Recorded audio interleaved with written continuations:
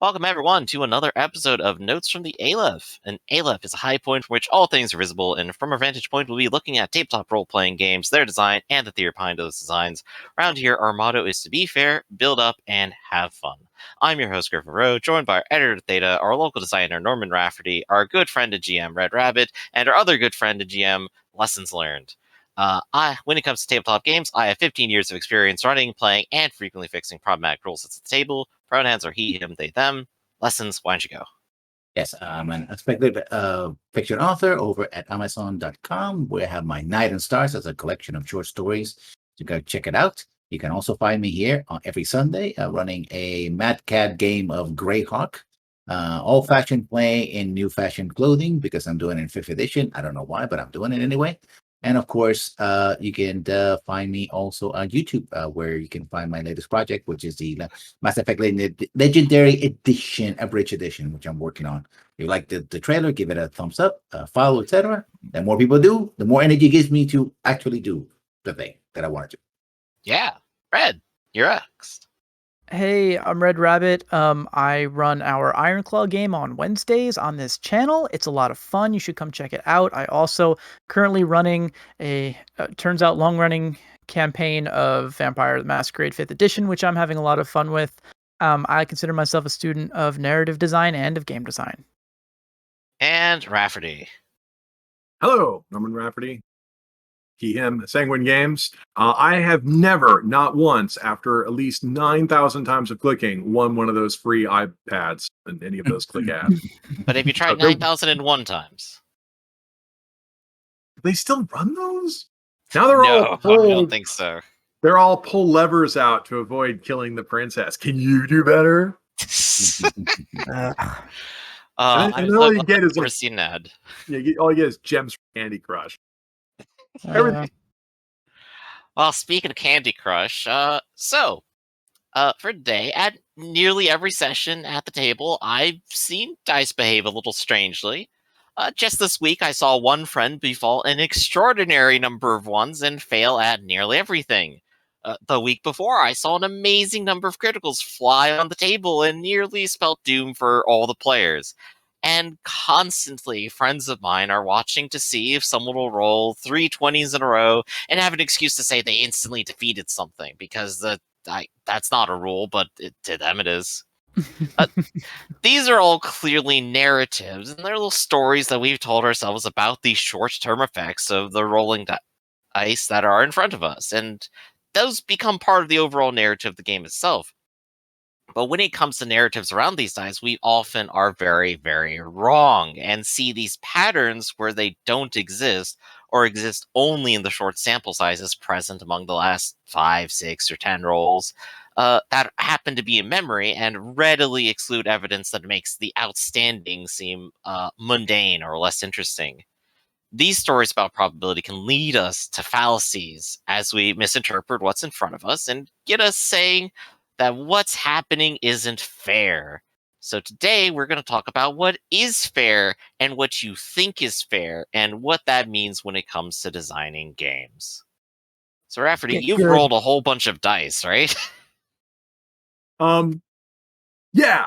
Well, as lately I've been putting mission statements in the games because a lot of times, people are asking, when do you roll? Like, why would you roll for something? And the only reason why you would ever roll dice in a role-playing game is because you don't know what's going to happen. If you know what's going to happen, we just did a big, huge thing on parasitic rules. Mm-hmm. Look, if it's a scripted combat event, just tell me, shut up, he kills you, or shut up, he cripples your ship or whatever, and don't make me roll. I mean, like, people wouldn't do that because they think it's bad, but on the other hand, making me roll, and then if I win, turning it into ashes is the worst thing. It would be like asking someone to play the lottery and then after they win, telling them they get nothing. Yeah. It's one of the worst things ever. But related to like, that's one thing you have to worry about. Like, all the games will tell you, like, well, the GM can say anything. Yes, but you can also do anything, including disappoint your players. Very true. Let's see. And so what's someone saying in the chat? Oh, yeah. Triple is instant death. Oh, my God. Yeah. Yeah, it's a reasonably common enough house rule that my friend just kind of like thinking about it, but it's never happened. Well, okay. Good. One thing that D&D 3rd edition is a masterpiece. I mean, I got issues with it, but it's a masterpiece. And one of the things they discussed I never thought about before is when they mentioned randomness rewards the underdogs, and the underdogs are all those little monsters that are attacking you. If you, for example, if you had a rule in the game that a triple crit was instant death, that you roll to hit, then you confirm the crit, and then if you get another 20, roll again, that kills someone. Okay, that's way deadlier to the PCs because 8 cobble. A Yep. challenge rating 1 encounter. You only get more cobbles from here, guys. If you play with, in fact, like that gets us into a bigger discussion. So it used to be back in the old days. Everything died in 1 hit. You go play a video. I love watching people play retro video games. You go, what do you mean I'm dead? That was 1 hit. Yep, dead. So now your heart's crap. You used to die in 1 hit, especially in the war games. And when they started making chainmail, which was a individual command, instead of a war game where you had lots of troops, you only had 1 guy. They thought, well, this is only 1 hit, 1 kill. This is going to be over so freaking fast. Like that it's not even tactical. It's just whoever, gambled first and won. So what if we gave everybody, like they had parts of their body that got hit? Several hit locations accomplished. Let's just call them hit points, an abstraction. You have a certain number of hits you can take. You'll see this weird text in the original games where they call them hits to kill sometimes instead of hit points. Anyway, so you had a hit point total, and that way 1 hit didn't kill you.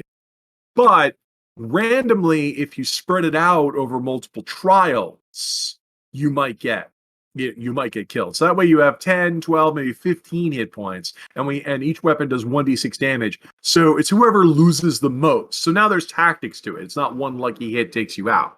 I want to repeat this. The entire purpose of hit point was so that 1 lucky hit doesn't take you out. And this became the foundation for almost every role-playing game since. They all do this, and the video games do this, and all that kind of stuff.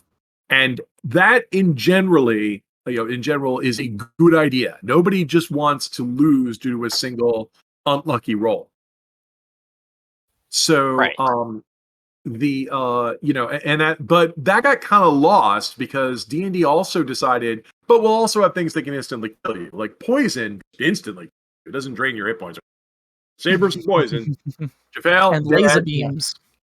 Yeah, It's to say save versus death magic, which means save it versus literally death. Yeah, they had save versus everything kills death. you. Literally everything kills You you. fall off the cliff, instantly dead, random roll. Because I don't know how to say this. D&D isn't very well designed. All right, so the difference between hit points and a single trial whether you die, is something called memory.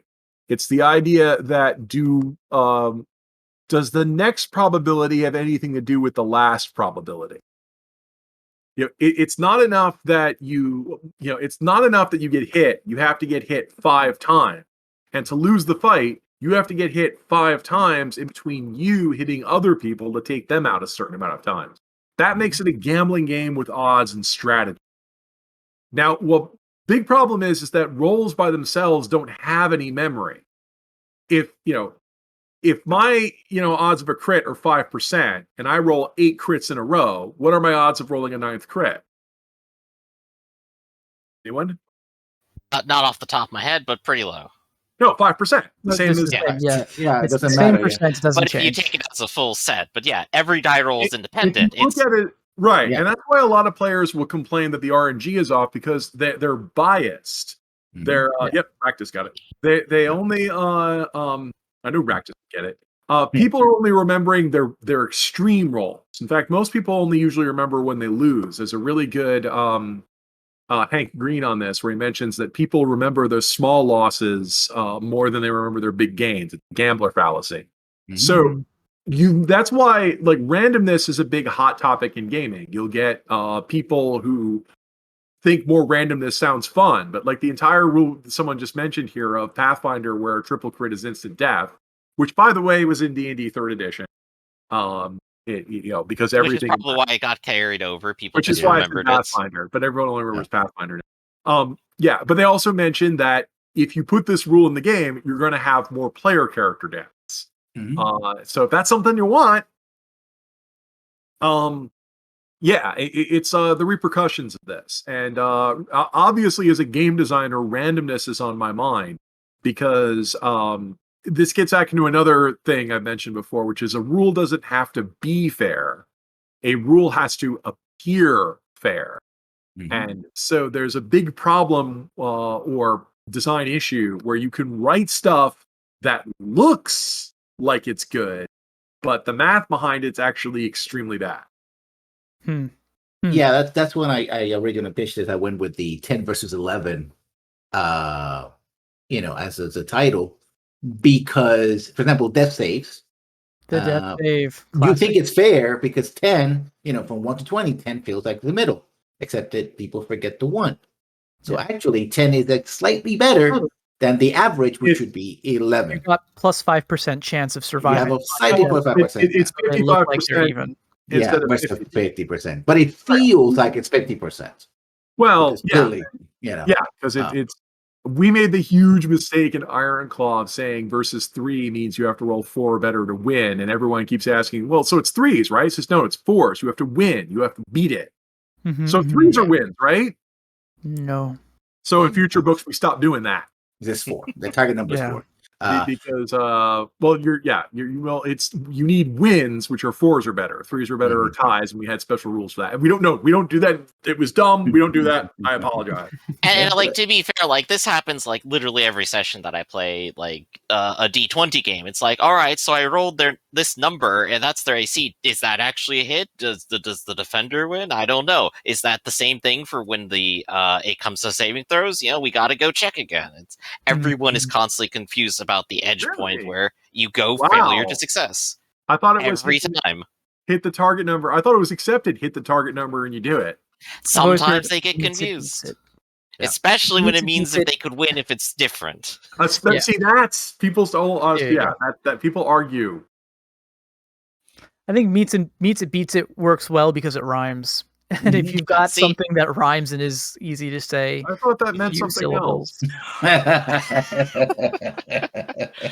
So speaking about what seems fair, I remember some small time ago seeing the explanation that when at least designing for D&D, they thought out, wait a second, when people have a 50-50 chance of hitting it, they don't think that's a 50-50, so they put their base math to be you have a 70% chance to hit, and then most people thought that was fair. That feels fair, even though it is incredibly in their favor. Oh, yeah. I can go one step further. This is hysterical, and I wish I could do it at the gaming table. So if you play a modern RPG or even a modern MMO, no one ever misses anymore. Instead, when you run up and attack the monsters, you'll find out that you're mostly hitting it for like 20 or 30 points of damage. And then every now and then you're critting for like 400 or 500. Scratch damage versus, Thank you. Scratch damage. That's the word I'm looking for. Right. And so what they just did is it's the same thing that was in D&D. Like if it takes 3 hits, it takes, instead of making it like a 50% chance to hit and it takes 3 hits to take someone out, they just made it so 50% of your hits are crits, and only crits matter because what's 20 points of damage when a crit's doing 400? Like who cares? Yeah. But you're taking players away walk up, they see that they're hitting it, they see numbers are falling off of it. They feel like they're winning. Yep. Yeah.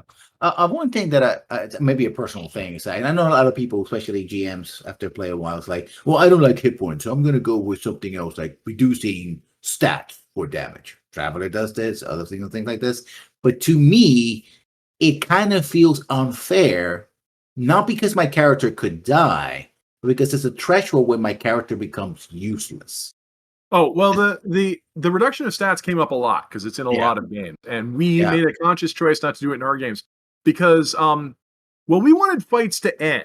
And we wanted, what we wanted is this is unrelated to randomness. We wanted players that if they were getting their asses kicked to flee the fight, which is something players will never do because fleeing is losing and no one wants to lose. So instead, they will go down. They will let you kill them.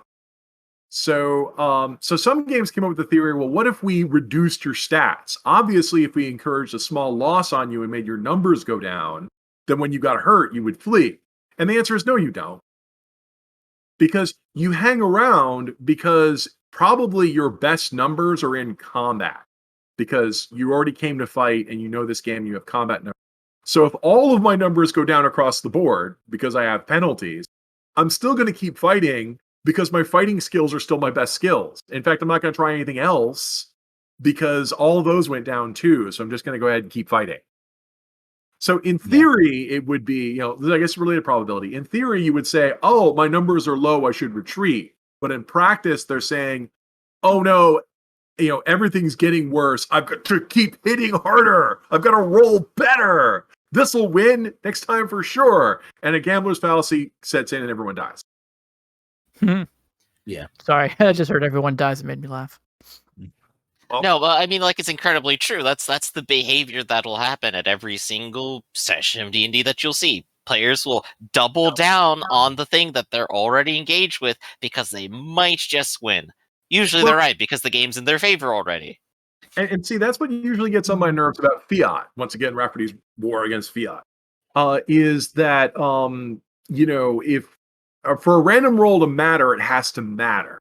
And so, like the most annoying advice I always hear for beginning GMs, like if you sit down to play a game of Pathfinder 2nd edition or D&D 5th edition, holy crap, is it dangerous. Like way more dangerous than any other game the players have ever played. Because if they played like a Final Fantasy game, they would start off with 100 hit points in the MMO and they'd be fighting monsters that go down 2 or 3 hits. Nope, D&D or Pathfinder, the monsters do enough DPS that some of them can kill you in 1 hit. Hell, some of them added a rule that can kill you in 1 hit because it wasn't deadly enough. Some of them still do. Right. And so the odds of getting a TPK are really high, especially if you have new players who don't understand the rules. Like, he's hitting me. I want to retreat. I want to back up. You can't back up. He gets an op attack on you for free. And then you wind up killing, wiping out the whole players. And then they give the worst advice in the world. But a good game master would find a way for them to not die. And that kind of like undermines the whole point of why did you have numbers this deadly in the first place? Why did you create game design that encouraged them to be suicidal in the first place? Well, but also and also my favorite thing to bring up, D&D 4 solved this problem. It just gave everyone more hit points. But it also, but it also got to the point, I think, in 4th edition. That's why I say that I love 4th edition from level 1 to level 10, and after level 11, it really gets complicated because the hit points in some monsters, which were supposed to be solid monsters, were so huge that unless you were rolling those 5 criticals every single time that one power they get you 5 times, you're not really going to do much. Of course, the thing was that people didn't understand was that because the idea of the solo monster was one monster versus the entire party.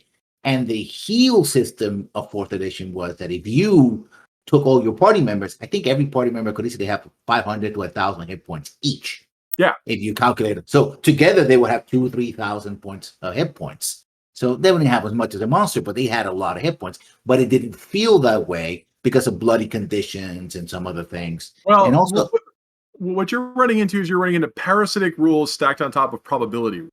Mm-hmm. Mm-hmm. Probability only works if the law of averages. The law of averages is on a long enough timeline, the probability shows up. Like if you have a stealth skill of 95%, and the very first time you roll a 99, you failed. And your actual observed probability is 0. You've never seen it work. If then they see them right there and they shoot you dead, boom, you're done. Your stealth skill actually is 0%. It's only 95% if you roll it hundreds of times and it succeeds 95 times out of 100. So in order for randomness and hit points to work, you need more trials. That's why the combat is fair. So D&D 4 is the logical conclusion to this, where if we want it to be fair, we have to have dozens of trials. We'll have dozens of hit points. But now you have the problem that people are too slow. Theta's here in the chat can observe this because I remember watching one stream where someone said, I love this. Players should only take 10 seconds to play out their turn. and I love that statement because while I can agree with it in spirit, no, not in reality. You will not get 10-second turns out of players because they sit there and they think, oh my god, this is so tactical. I only have 47 hit points left. I have to think out all of this moves or I might be dead in 8 turns. And and they have so many tactical options available to them, and also some of them want to role play, and everyone knows role playing ruins everything around. So Yeah, like a lot of players will want to describe, like, well, how did I do that? How did this happen? What am I seeing here? Am I literally just rolling the dice, or is there something cool happening that we should be Right. paying attention to? Right, and that's not just people staring at their phone and missing stuff. That's some people are sincere. You can't even like realistically, you could probably get people's turns down to 1 minute, maybe 3. And the problem is that while D&D 4 is fair, the problem is it's going to take 200 freaking exchanges to take it down. 200 times 3, we're going to be here for hours. Yeah, and I've literally plotted out sessions going, well, there's going to be a fight here. I guess I'm just going to mark off that hour. Yeah. And then you literally get into the thing that drives me nuts. Well, normally what you just did would start a fight, but I don't want to start a fight because it's going to take an hour and not everyone's here. So remember, kids, in a role-playing game, split it from the party and start fights. Also, throw your weight around in negotiations is really, and Yeah. watches your NPCs squirm because they don't want to come to blows because you'll be leaving half your players out for the next 45 minutes. I don't know if this is related to this, but it's also in a way kind of bypassing it, trying to bypass it, but it creates its own problem. What I call the magical number problem. That if your numbers are big enough, and it's only fair that you should do things, I don't know, automatically, right? I see that third edition on one of the D&D is like, oh, hey, I passive. Well, that seems like a good idea. You don't want to make every roll for this. This is just a passive roll, fine. But of course, when and the system encourages you to stack those numbers, your bonuses, your dice, and whatever. Now you have a plus 20 or plus 30. It's like, I should never have to roll. I should be able to see everything in the room because I have a plus 30, right? Or whatever, right? And it's the system is built that way. And then you're a DM or GM, going like, but I really want you to roll because every other player has to roll, but you're the one special character that doesn't have to roll because you have that magic roll. 10 was one of the dumbest decisions. I mean, I have to believe everyone liked it because they took it away after third edition. No one asked for it back. It was my favorite rule. The answer is people still play with it and they ignore that it's not there anymore because they like it. But there's another thing going on there too, because I think that at the heart of all of this dice rolling and randomization and math, designers like it because there's this simulation aspect. You're trying to make a game. But I think players like it, maybe not all players, but I think a lot of players like it because it just validates it. There's a risk that something could go wrong, but you still are given freedom to mitigate that risk to a degree where it's almost unthinkable, right? And I'll complain about homebrew, and I'll complain about modern power creep in classes and stuff, talking about D&D. But you see this happen a lot where it's like people come up with these very, very elaborate systems that actually, if you look at the statistics, it's a very remote chance that whatever it is they want to do will have consequences. But they always include dice rolls because I think rolling dice gives a validation to your power fantasy. You don't want to fail your dice roll, but you want to make sure there's a dice roll there, because if it's not there, then you're just making shit up, and that's not fair. That's so yeah. I mean, I didn't say this. The dice said I could do this. Yeah. When you think of a normal story, it's like, when does the protagonist of a story fail to do an activity? Usually it's not they get into their car, they roll a 1, and then the car explodes. That's why? No, I mean, that's why I'm on, my personal jihad against performative play. I mean, I'm not saying you can't do it, but when you, they're not all going to die in episode 1. No one's going to get their character killed and replaced because they're committed to 5 episodes or whatever. It's storytelling. While you might enjoy it as a story, to me, it kind of cheapens. It's like the Harlem Globetrotters. You're kind of cheapening the idea that this is a game. This is a performance. Yeah. I mean, for me, I think a lot of the value, if we were sitting around a campfire telling a story about a bunch of hairy dudes who go into a dungeon and kill some scaly dudes, that might not be super exciting, just that. What makes it exciting is the fact that you're rolling dice and you're inhabiting those characters and they're fortunes and mistakes and misfortunes all are happening to you, and you get to experience them, and you can't see it happening. Like you can't predict it, right? And that's what I think makes a game so cool. It doesn't need to be an epic, fantasy Well, novel. I'm Well, gonna Well, stop- that's gaming versus that's that's telling versus doing. right, and I'm gonna stop you right there by saying that what people actually want is they want some randomness, but they also want caution against it. They do want it to be epic. Because I can point to one of the best design decisions I've seen, which is in D&D 5th edition. One huge problem you have in D&D is that there are spells that instantly kill things. Like, disintegrate, which is the dragon killing spell, because dragons often have a very low touch AC / dex save, because they're big and ungainly. And disintegrate, if you fail to save, kills you instantly. Yeah. It's fun for the So whole they have family. a problem. I think you need to have like 100 or less hit points or something. I feel like they do that cap on a lot of that. They- The rules they- change all the time. Nope. You're quoting 4th edition, and we threw that out. 3rd edition or less, it kills you instantly. Mhm. If you make the save, it does damage. Mhm. Okay. Okay, Gotcha. so yeah, don't quote 4th edition. Remember, we all hate GUR. Moving on. So Mhm. they have a problem where they came up with the idea that you couldn't have boss monsters. Like you couldn't have Lolth the Demon Queen, because the first time we see her, you throw the disintegrate spell out of the first round. Why would you not? Yeah. And if it hits her and she and fails her save, she's instantly dead and the whole fight is over. Anticlimax. What are you going to do? Lie to the player and say she shrugs it off? So they came up with the idea of spell resistance, which was the idea that some monsters in the game could just shrug off spells. But they made a mistake. Spell resistance was a random roll to see if it worked.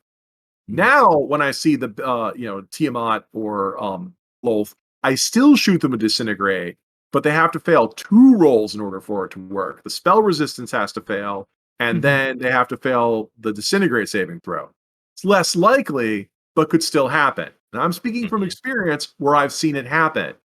Many game masters, and I even see people who would defend this by saying, "Oh, no, the game, it's not time. We can't end the epic fight early. I'll have to come up with some excuse, like some henchman randomly jumps in the way and gets hit instead, or something like that." And like everyone knows, you just fiat it. You just cheated to do this. Yeah. I I have an example for that.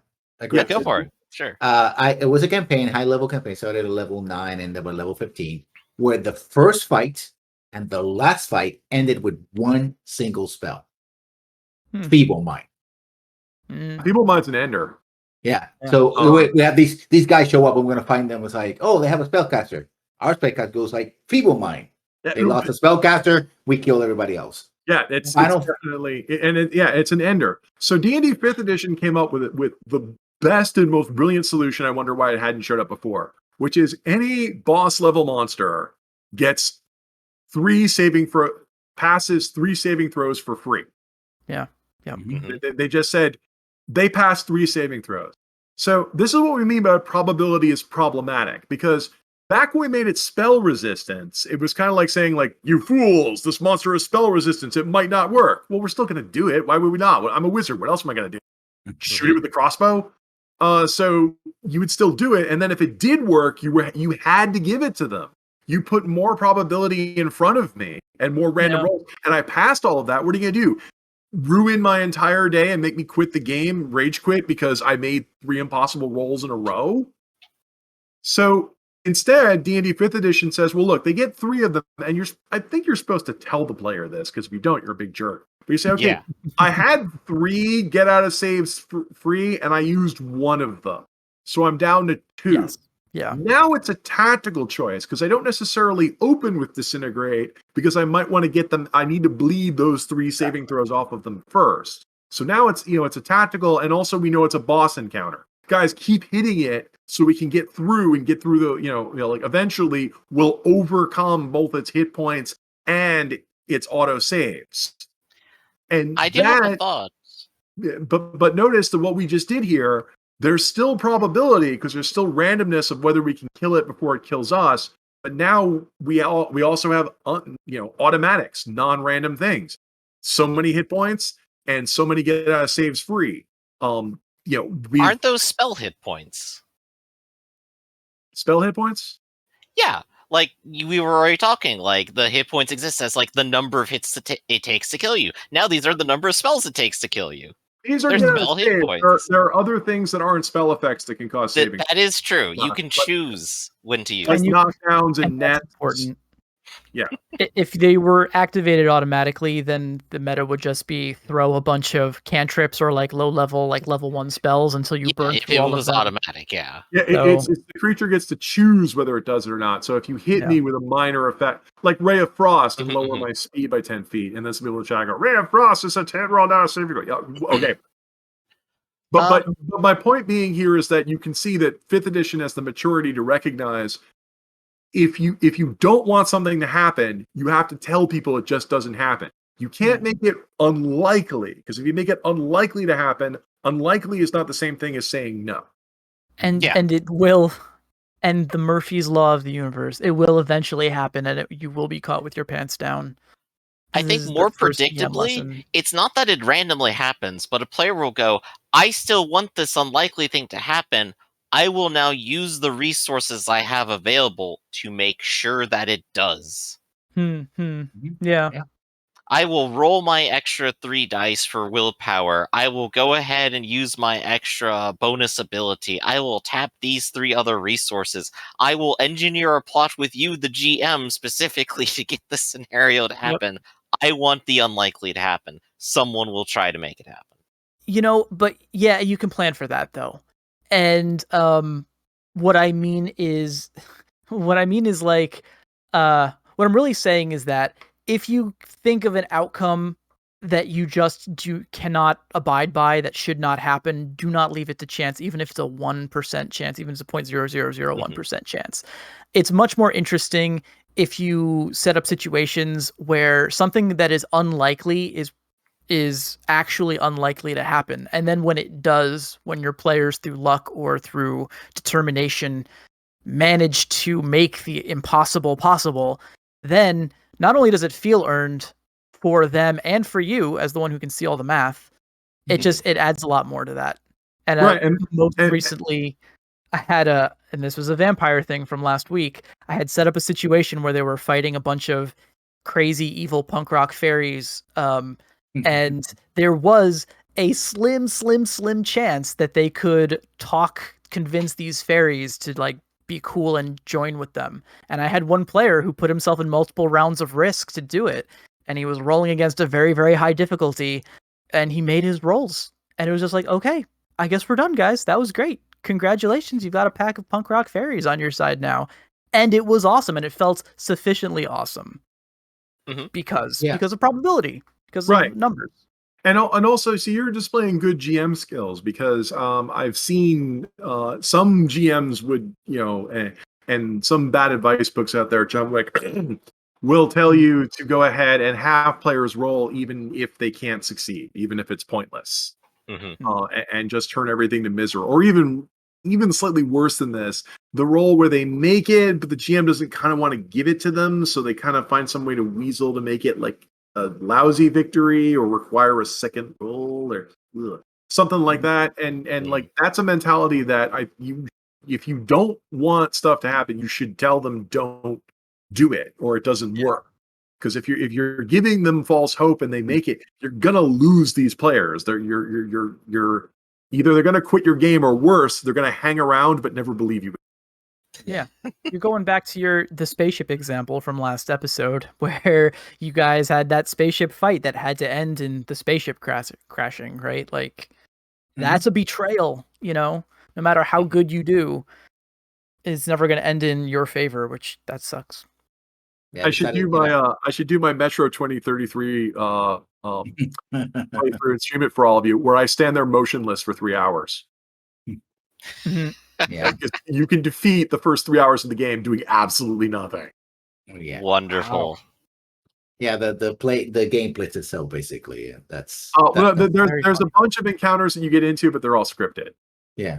There's this whole, in fact, that's why I always relate to this. I'm always railing about video games influencing, because all these games that people talk about being so great, like BioShock, Metro 2033, and Mass Effect, no offense, have these huge scripted sequences in them that they make you play them out, but what you do in them is pointless. Yeah. And I worry that that's like, people play those games and they come to the tabletop game and they say BioShock is awesome, Mass Effect is awesome, I want my game to be awesome, and they'll repeat that kind of stuff for the players, that kind of pointless performative play.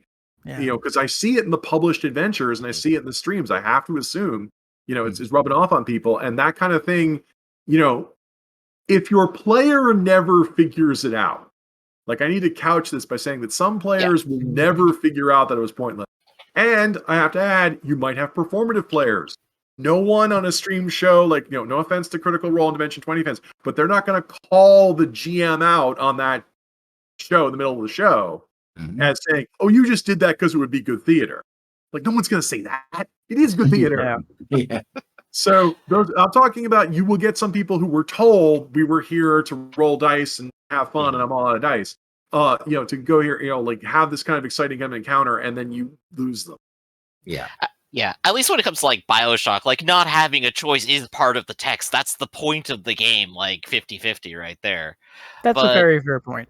Yeah. But which, by the way, I have a huge you're problem supposed with, to. I'm going to contradict you on that and say they told BioShock on the idea that you had moral choices to make in the game. Yeah, that's actually very It's a lie because that's not what it actually says in the game. Yeah, I understand. Yeah. The underlying issue, though, is these are single player experiences and not shared experiences. And also that they are, you know, you're playing against code. It's been compiled. You're not playing with a human being who has the power and the opportunity to make your game more fun. So it's a lame thing to fall back on, to say, like, well, this is just the part where we have the scripted failure. This is really more video game theory, but there's also any game theory, which is the illusion of control. Yes. And what these sequences do is they violate that illusion. Yeah. Right. They violate the illusion that it is your character who is the prime mover, with a single player or group in a group, that you are the prime mover, at least in your corner of the space of the action.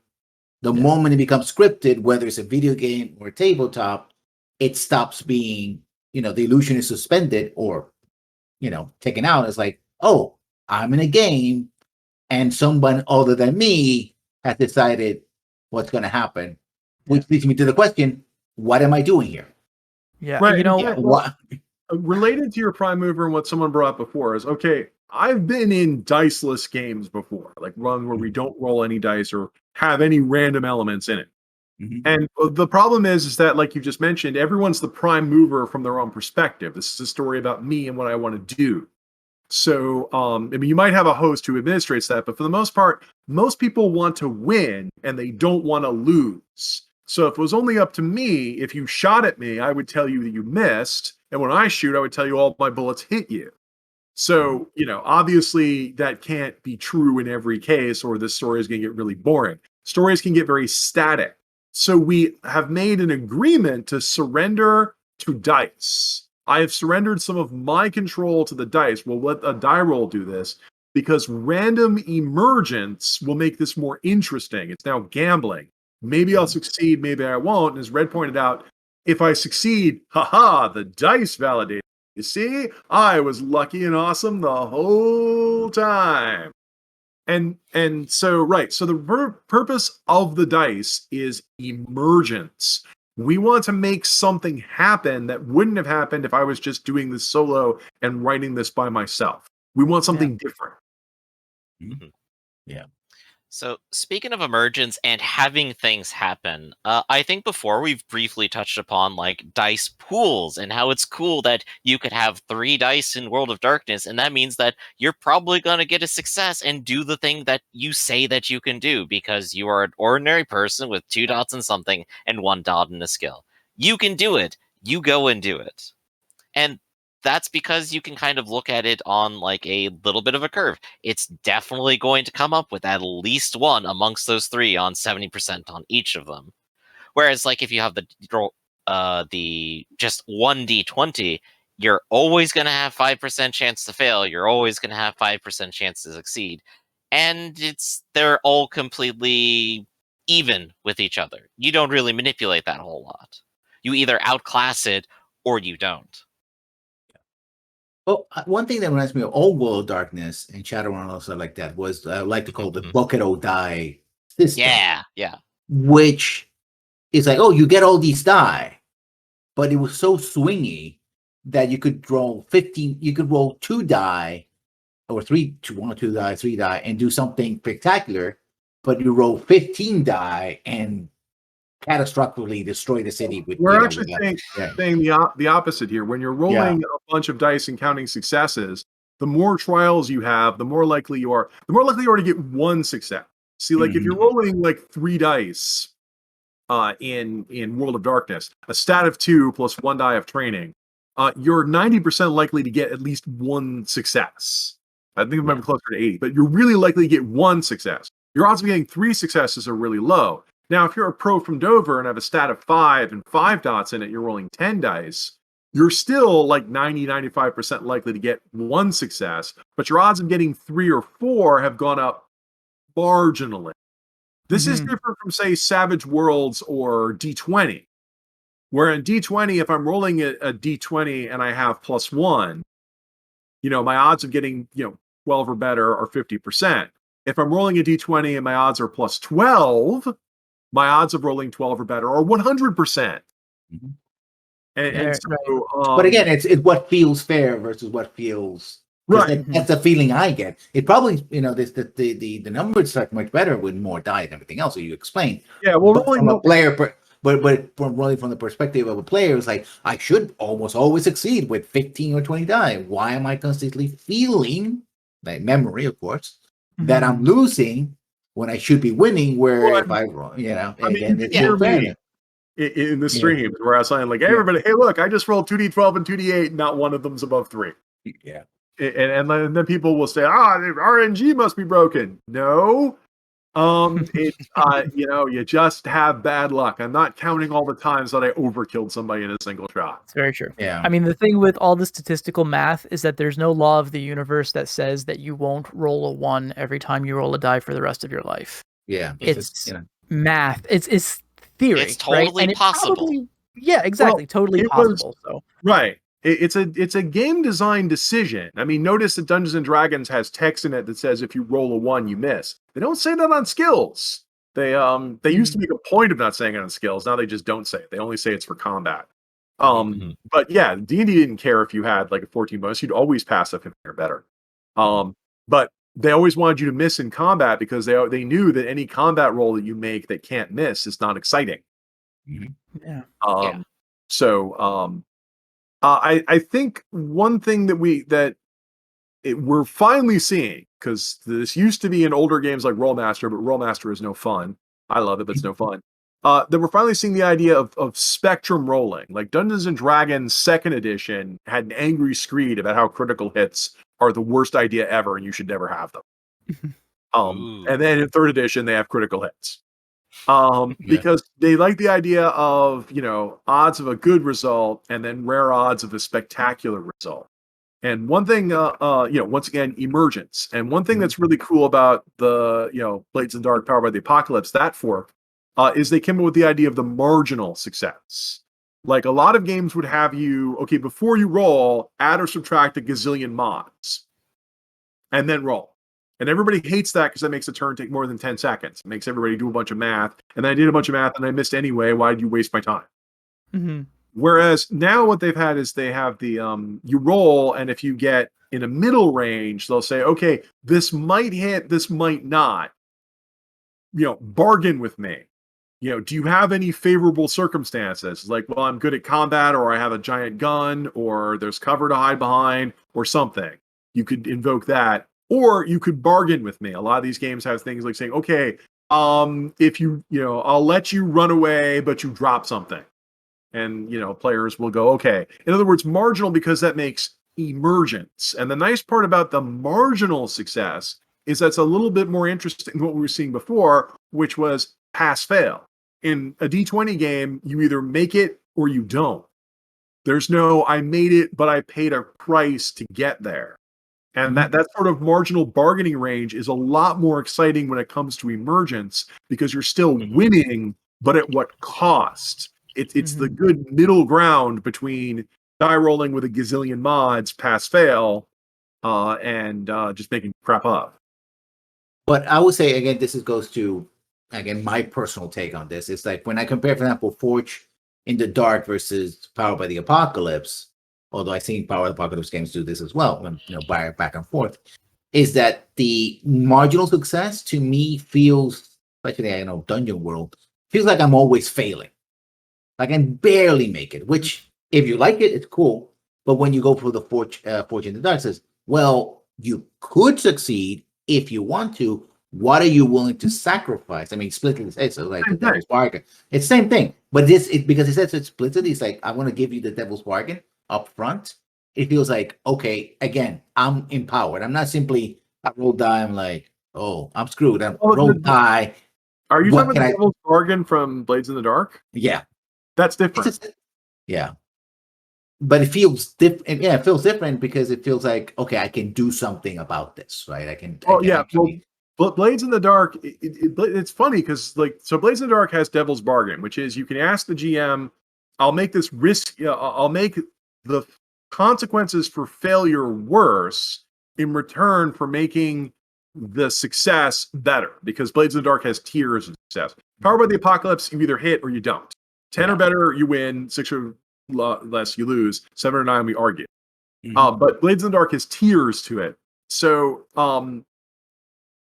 the Devil's Bargain, like I said, that's funny. You're saying it makes you feel more empowered, but pointedly, it is not changing your odds of success in any way. No, it is changing your results of your success. It would be like in D&D asking, I want an automatic crit, but if I fail, I take damage. It's like, it's like changing the stakes. And once again, we're back to gambling.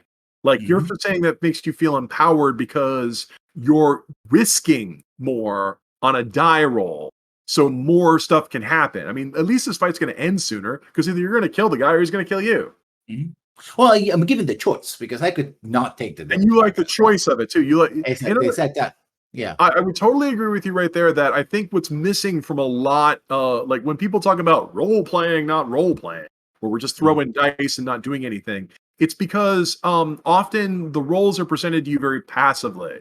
Like, I want the King's Guard to let us in. Make a diplomacy roll. Did you? Then you got in. And people go, that was boring. I didn't do anything. All I did was roll a die. And it's like, on some level, yes. No one was seduced. I want my money back. Yeah, well, Theta and I would argue we built a character who could do this, so why are you getting us grief? But anyway. Okay. But the problem, right, is, the GM might say that was too easy. They just rolled a die and succeeded. I wanted them to make this difficult or costly or something. It's like, then why'd you ask us to roll? But, so almost every die roll, I would argue that almost every die roll in the game should have an opportunity that the player should have the devil's bargain. Like Lessons just said, where we should be able to make any roll worse in exchange for better results, and that should be an option. And if that was just a simple aspect in every aspect of the game, Lessons really seized on that. Like, it's a really good idea. It's like, I'll ask the GM, hey, can I make this worse? I'm willing to make this more exciting. I think that is a really good way to use randomness, because now we've made once again, we're talking about emergence. We're talking about meaning. We want the roles to be meaningful. And so this is a way to take any role in the game and make it more meaningful, as opposed to what we were just talking about. In one simple rule, we've replaced role playing. But also the ability of saying, no, I don't want this as well, right? There's like, you could, for example, the waste percent, I think, in the game is like the shot caller basically offers you the option. Do you want the devil's bargain? So I could say, I'm going to pass. You should let players start from a safe position. Yeah, I'm willing to pass. Where it's like, oh, I missed. It's like, okay, now we bargain. It's like, well, I feel like I'm in a weaker position because the dice have already spoken, and I gotta do it. I have no choice, right? I may argue my way out of not, tripping on my face and breaking my nose, but I'm still gonna trip on my face because that's what the dice command. Yeah, which is fine. In many ways, when you have a sort of binary system like D20, that it's either one or the other. You kind of already know what you're getting into, even though it can be frustrating, as you just described as well. See, so I'm an old school gamer, and I enjoyed games like Rollmaster and GURPS that would let you take a penalty for an extreme outcome, like take a -3 to hit, but you'll do triple damage if you do hit. That or power. When power attack was in D&D 3rd edition, you would not want to be beating our fighters because every one of them had it. Yeah. And we were just like, yep, -20. By the way, I know to cast True Strike too. And we would just but that was exciting to us because it was like we could take any role and make it spicier in return. But I also know why games don't do that. Like I know why, because it's crunchy, so it scares game masters. Any rule that complicates the game is an opportunity for bad actors. And to make the game too challenging. Like if you pass we talked about GM's complexity threshold. Yeah. But I think I think we're all in agreement that when we roll dice because we don't want to know what's going to happen. We want some excitement to come out of it. And I think some of the moves to make the devil's bargain, I'm glad you brought that up, or marginal successes for bargaining and compromise, I think like those have to be rare enough so that they're special. If we do it on, like you said with the devil's bargain, if every roll was larger than life, that would probably get old really quickly. Some of the randomness we're supposed to have here is we're supposed to burn through 2 or 3 rounds of rolling and then look at ourselves and see where we are. And I think that's a huge problem a lot of people are having in modern gaming, where every round is supposed to be as meaningful as possible. Like, no wasted time, fail forward, everything must mean something. And so we have to make a decision. If you're going to make every round take 10 minutes but also be intense, then we have to have fewer die rolling and fewer time wasting across the board. Yeah. All right. So I think I'm going to go ahead and sense out what do you guys think is the best way to conclude this? Lessons, what's on your brain? I mean, it's a management of expectation. I think this is what goes, and a good designer has to be aware of the expectations that the system is creating, right? And give GMs and players a good way to manage them, right? If you give them the tools and you avoid those pit traps like railroading and encouraging railroading or designing an adventure where you're going to lose no matter what, then you have that sense of fairness, because it's a sense of fairness. It's an illusion of control. It's not actual, the dice are dice unless they're weighted, in which case, that's a different story, cheating. But otherwise, it's about managing the expectations of the players. And it shouldn't always be on the GM. One thing we also talk to the players, like, what are your expectations? Because otherwise, we didn't talk about this much, if 2 people have different types of expectations, they're just going to cross each over like boats in the night, and they'll never meet. Because what I think is fair and what you think is fair, if we never have an agreement, then nothing happens. Yeah. Red, what do you think?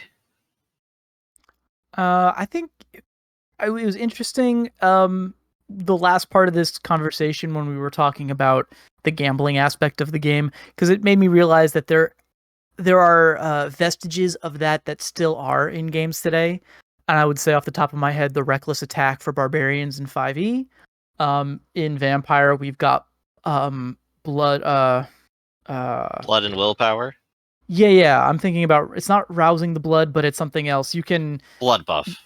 Yeah, it's the blood buff, right? Blood, whatever. You can spend Yeah. certain hunger and add dice to your roll beforehand, which is the same thing. And it's not a modern example, but in Ironclaw, we've got Overconfident, my favorite gift ever, which lets you basically add large numbered dice to your roll if your opponent gets them to basically like turn everything into a gambling game, but it's an option. Unless the opponent has it too, and then they can force you to do it. But I think it's interesting. I like the idea that is a way to add agency to the game, is taking these elements of controlled risk and giving players the options to use them in the game and play with the probability a little bit. So I'm on board with that. And that's my last thought. All right. And Rafferty, what would you like to wrap up with? Players are bad at math, and also game designer. Mm-hmm. All right. All right, then. So I think that's probably going to go ahead and conclude it for today. Let me scroll up here to my notes. That's all for this episode of Notes from the Aleph. We stream bi-weekly Fridays at 2 p.m. Eastern. You can go ahead and join us live at Twitch at twitch.tv/Ractus. We also stream and record weekly tabletop games at the same channel. You can come join us when we start at 10 a.m., 2 p.m., and 6 p.m. Eastern Standard Time on Sundays and Wednesdays. Norman Rafferty here is a partner and writer for Sanguine Games. Check out sanguinegames.com and join us on the Reddit and Twitter, and look forward to the upcoming Book of Goros Ironclaw expansion book, where you can engage your own pirate adventure. Don't forget to check out RedRabbit and book him for a game over on startplayinggames.com as RedRabbit. And Lessons, why don't you tell us where we can find you? You can find me here every Sunday, where I'm expecting all my players now are going to ask for devil's bargains to see if they can get better rolls. Because that was a role-playing grenade right there I threw in. And you can expect me every Monday to Friday playing XCOM on my channel over at Lessons Learned 1. The 1 is very important, as well as check out XCOM. my YouTube. And There's a game that doesn't have any problematic RNG.